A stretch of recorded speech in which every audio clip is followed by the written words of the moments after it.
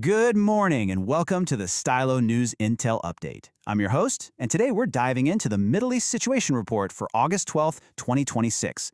In this explainer, we'll be calmly and methodically walking through the primary events, the key decision makers, and the strategic impacts we've seen unfolding across several major regional flashpoints over the last 2 weeks.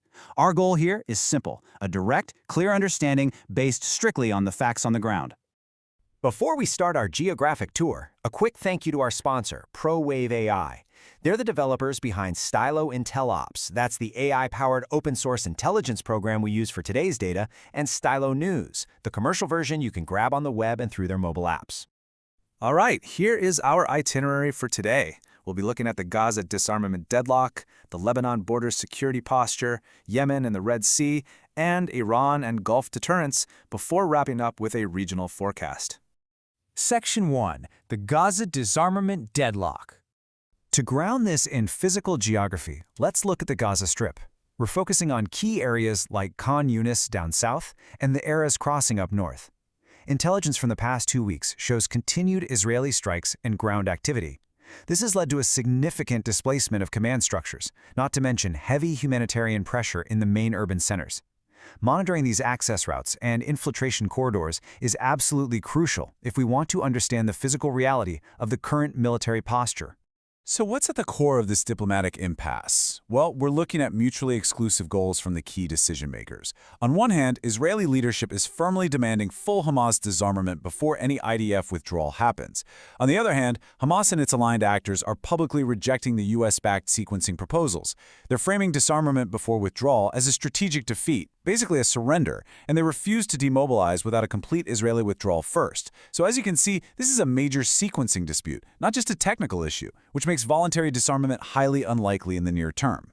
When we look at open source intelligence, from international outlets like Reuters, the AP, and Al Jazeera, they're all highlighting this prolonged negotiating roadblock. And if you look at sentiment across social media under hashtags like #Gaza, there is widespread skepticism that Hamas would surrender its arms while still under active military pressure. The broad consensus here?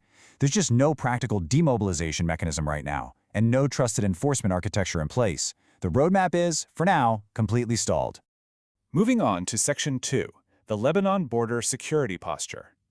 Looking at southern Lebanon, the ground truth shows us some geographically distributed retaliatory patterns. Down south at the Litani River, near the Israeli border, we're seeing concentrated artillery, drone strikes, and naval shelling. These zones are the critical flashpoints right now, where international diplomatic efforts are really colliding with localized military realities.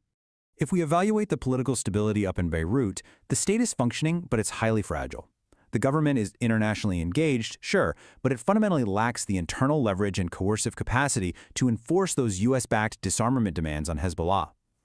Hezbollah, meanwhile, is maintaining an independent military posture. There's been talk of deploying the Lebanese armed forces into southern pilot zones, but Hezbollah's messaging makes it clear they oppose anything that displaces their established deterrent role. Ultimately, the government can negotiate, but it just can't monopolize force. We actually saw exactly how fragile this dynamic is just this past week. Intelligence reports confirmed the worst violence since the June ceasefire, and it was triggered by a blast at a suspected Hezbollah site in Majd al-Zoun that killed 2 Israeli soldiers. That tactical event immediately prompted widespread Israeli retaliatory strikes across southern Lebanon, hitting areas like Mansouri, Hadatha, and Borj al-Shamali. It really underscores how quickly localized incidents can escalate and threaten that entire border framework. Section 3. Yemen and the Red Sea. Now let's focus on the Bab el-Mandeb Strait and the Red Sea, where we're seeing some highly vulnerable infrastructure exposed.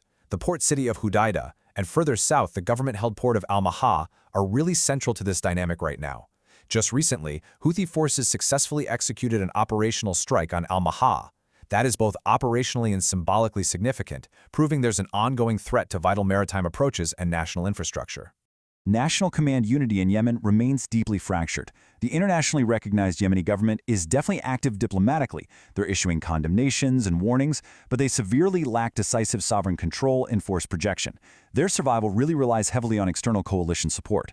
Contrast that with Houthi forces, who are actively escalating multi-front attacks, showing they have the capacity to strike strategic targets and keep continuous pressure on those international maritime routes. The consensus from observers and intelligence summaries paints a pretty concerning picture. The UN envoy explicitly warned that Yemen is facing the greatest risk of a return to full-scale war since the 2022 truce.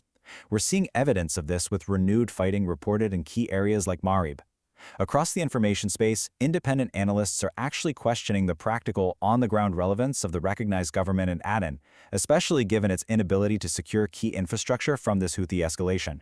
Section 4. Iran and Gulf Deterrence. Taking a look at the broader operating environment, the focus leans heavily on the Strait of Hormuz and the transit corridors along the Gulf Coast. This is really where Tehran holds escalation dominance in the gray zone. They are concentrating maritime pressure tactics, vessel targeting, and disruptions right in these vital economic arteries. It allows them to project power without actually initiating conventional warfare. So, what exactly is Iran's calculated strategy here? Well, intelligence assesses a low, near-term risk of a major, overt, direct Iranian attack on Israel. A direct strike brings the risk of massive retaliation. Instead, Tehran relies heavily on gray zone tactics. That means maintaining a coercive, deterrent-centered posture through proxies, localized maritime disruptions, and cyber operations. It's a strategy designed to manage escalation ceilings, keeping the diplomatic track alive while still imposing steady pressure. But, this gray zone approach carries significant collateral risks. Defense News and other open sources are reporting a high threat posture toward GCC countries, especially concerning their maritime and energy infrastructure. We're even seeing reports of explicit warnings issued to Gulf states against supporting U.S. intervention. On top of that, network sentiment confirms the regional threat environment is worsening. There is a notably elevated risk to Western military facilities and basing locations across the region because of these distributed pressure tactics. Finally, Section 5, Regional Forecast and Watch List. Systematically projecting out the near-term events, we're anticipating 3 primary trends to watch for. Step 1. Expect continued indirect proxy pressure to remain the main method of engagement, rather than direct state-on-state conventional war. Step 2. Anticipate elevated disruptions in vital maritime choke points and energy sectors. And Step 3. As this regional friction persists, expect a deteriorating security environment. We're specifically looking at an elevated risk profile for Western personnel, military facilities, and diplomatic outposts. This brings us to a final critical question to consider based on today's intelligence estimate. Across Gaza, Lebanon, Yemen, and the Gulf, we are seeing decision-makers locked into mutually exclusive goals. With no clear off-ramps and daily kinetic activity, can regional deterrence truly hold? Or is this architecture simply too fragile to withstand the rising threat of a single, unforeseen tactical miscalculation? It's a heavy situation, one that demands our continuous, objective monitoring. Thank you for joining us for this morning's Visual Explainer. To hear a deeper dive into these developing stories, be sure to listen to the Stylo News Intel Update podcast on your favorite channel, or just follow the link on this post. And to make sure you always have access to cutting-edge AI-powered news on demand, subscribe today at stylonews.com. Stay informed and have a great morning.